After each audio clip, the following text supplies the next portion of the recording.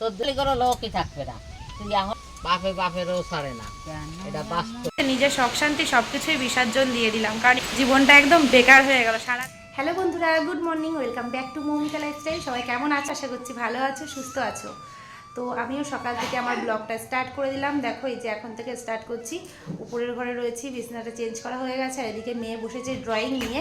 আর এই যে ছেলে উঠেছে, আর যে ছেলে উঠেছে, ছেলেরও ড্রয়িং রয়েছে। এই যে দুজনের খাতাতে নাম লেখা আছে নিশ্চয়ই, খাতাটা দেখে নাও। চলো চাটা বানাই, তারপরে তোমাদের সামনে আসছি।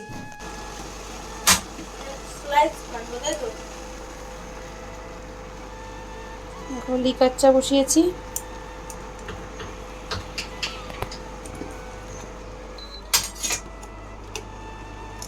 দেখো এই যে চা আর হরলিক্স নিয়ে চলে এসেছি, ছেলে মেয়েকে দেবো আর আমি খাবো। এদিকে ছেলে রয়েছে নিচের রুমে আর মেয়ে রয়েছে উপরে। ঠিক আছে, তো ছেলেকে দিয়ে তারপরে আমরা উপরে যাবো। না একটা নিয়ে নাও, হরলিক্স নিয়ে বিস্কুট নাও, বিস্কুটটা নিয়ে নাও। এই তো এই বিস্কুট নাও, বাদাম বিস্কুট। তাহলে এটা নাও, এটাই বাদাম নেই, নাও। এই পাশে উঠেই কিন্তু এই যে এক কাপ চা দিয়েই আমার সকালটা আমি শুরু করে দিয়েছি। বাসি কাজবাজ সব কিছু তো হয়ে গেছে। ওদিকে মেয়ে ড্রয়িং নিয়ে বসেছে আর ছেলে নিচের রুমে আর কি রয়েছে, ও আর কি বই নিয়ে বসবে, তারপরে তো স্কুল আছে।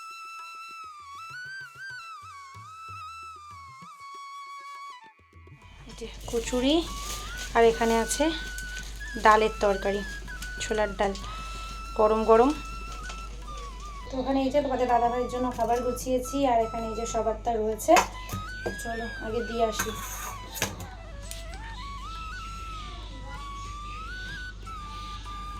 চা খাবো, তারপর খাবো। সকালে চা খাওনি?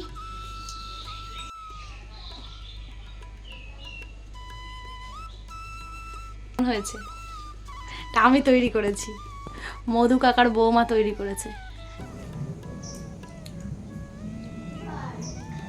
স্কুলে পাঠাবো ওদেরকে, সেই জন্য সকাল সকাল কচুরি আর হচ্ছে তরকারি আনতে বলেছিলাম তোমাদের দাদাভাইকে, সেই জন্য নিয়ে এসছে। আর অনেক দিন পরে মধুর কচুরি খাচ্ছি, বুঝতে দিন পরে কচুরি খাচ্ছি। এই কদিন তো নিরামিষ সিদ্ধ ভাত খেতে খেতে, সত্যি কথা মানে নিরামিষ খেতে খেতে সিদ্ধ ভাত ভালো লাগে, তবে নিরামিষটা অতটাও ভালো লাগে না। আর অনেক দিন পরে কচুরি খাচ্ছি তো বেশ ভালোই লাগছে। ভালো লাগছে তো, খাও জলদি খেয়ে স্কুল। চলো খাওয়া দাওয়া করে নিই, তারপরে আবার আসছি। আর কে কে খেতে পছন্দ করো মধুর কচুরি আর এরকম কচুরি, চলে এসো। আমাদের এখানে কিন্তু খুব ফেমাস বাউগাছির মধুর কচুরি। মধুর কচুরি খুব টেস্টি।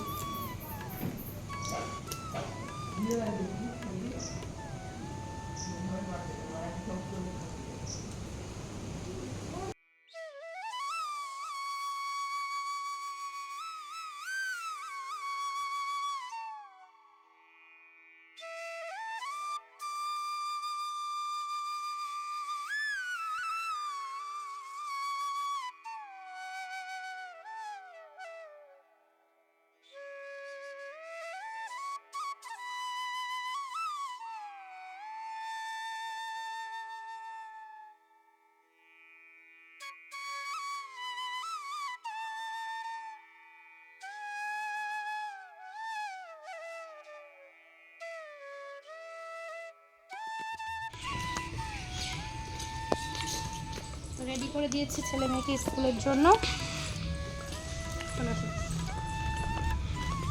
হাত ঢোকাও, হাতটা ঢোকাও এদিকে।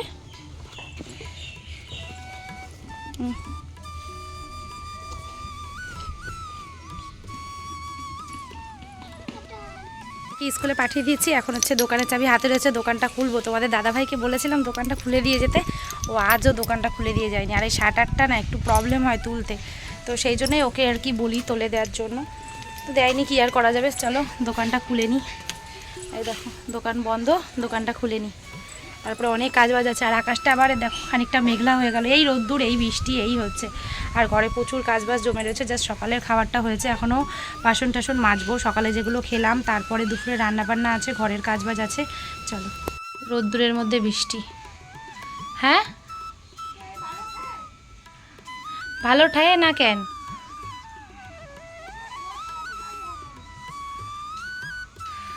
ঘরে যেতে তোমারে মানা করছে, বলছে ও টুকির মা ঘরে যাস না, রাস্তায় দাঁড়িয়ে থাক।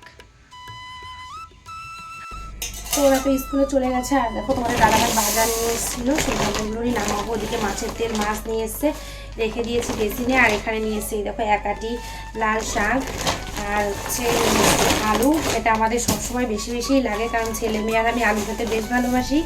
আর এর মধ্যে আছে পেঁয়াজ, রসুন, পেঁয়াজটা রেখে দিয়েছি, রসুন আর লঙ্কা রয়েছে। আর হচ্ছে এই যে 1 ট্রে ডিম নিয়ে এসছে। তবে ডিমটা আজকে রান্না করবো না, আজকে মাছের তেল, মাছ এগুলো নিয়ে করবো। আর লাল শাক ভাজা করবো। রুই মাছ নিয়ে এসছে, সেই রুই মাছ আলু দিয়ে ঝোল করবো। অনেকদিন পর এরকম 1 ট্রে ডিম নিয়ে আসা হলো, কারণ কি এতদিন তো শুধু সিদ্ধর উপর দিয়ে চলেছি, সেই জন্য এই ডিম, মাছ এগুলো কিছুই বাড়িতে আনা হয়নি, সেটা তোমরা সবাই জানো। ডিমগুলো এমনভাবে নিয়ে এসে সব এদিক ওদিক হয়ে গেছে। ডিমগুলো যেহেতু ধুয়ে রাখতে হবে ফ্রিজে, সেই জন্য এই যে গামলা নিয়েছি, গামলার মধ্যে করেই তুলে নেব, তারপর এটা ধুয়ে ফ্রিজে রেখে দেবো। ডিমগুলো ফাটেনি, এটাই দেখো, যেহেতু বাইকে করে আসে তো মানে এদিক ওদিক হয়ে গেছে ডিমগুলো, আর সোজা নেই একটাও, কিন্তু একটা ডিমও কিন্তু ফাটেনি। যাই হোক, চলো কাজগুলো করে নিই।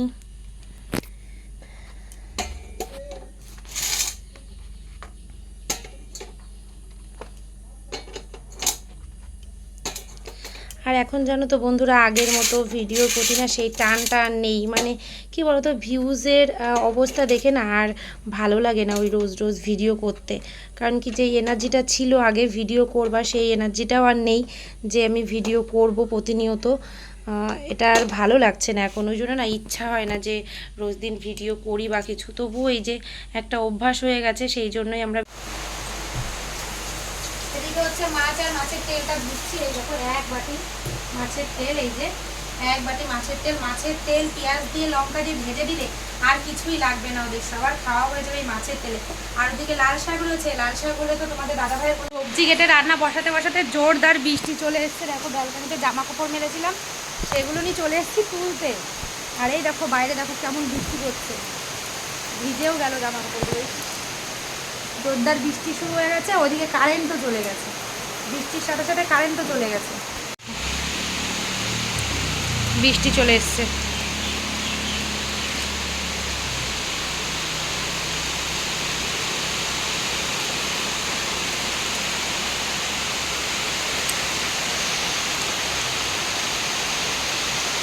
রান্না বসিয়েছি সবে, আর দেখি কারেন্টও চলে গেল, আর বৃষ্টিও এসছে অনেক জোরে। আর তোমাদের সাথে রান্নাটা শেয়ার করতে পারবো না, কারণ রান্নাঘর পুরো অন্ধকার হয়ে গেছে। সেখানটা প্লাস্টিকটা না দিয়ে দিলে সব জল ব্যালকনি দিয়ে ঘরে ঢুকে যাবে।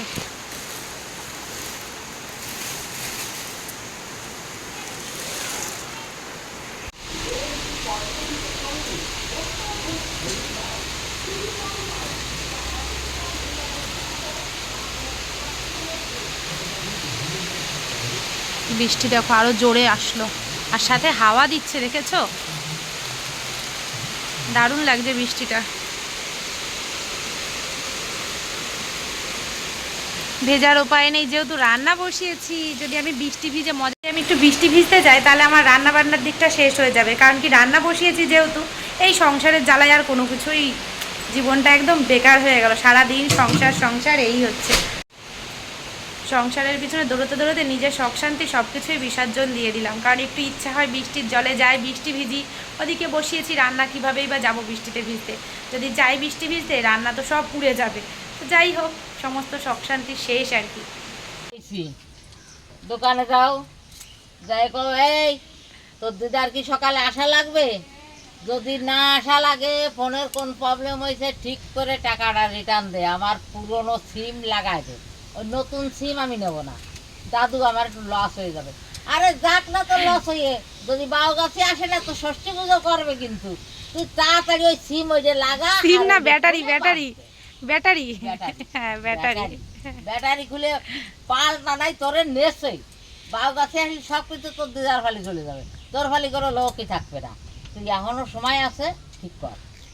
তারপরে ঠিক করেছে, ঠিক করে কয় এখন তো আমার কাছে পয়সা নাই, তাহলে তুমি এই 100 টাকা নিয়ে যাও, আর এই পিন লাগানোর জন্য 60 টাকা এই যে আমি কেটে রাখতেছি, আর ওই 100 টাকা কালকে বিকেলে তোমার ফেরত দেবো। দেখছিস, এটা বুঝতেই পারিস না যে কি হতো। এইরকম কতাম মিস্ত্রি হয়েছে, মিস্ত্রি কোনো কাজ করতে পারে না মানুষ, অত করে কি লাভ?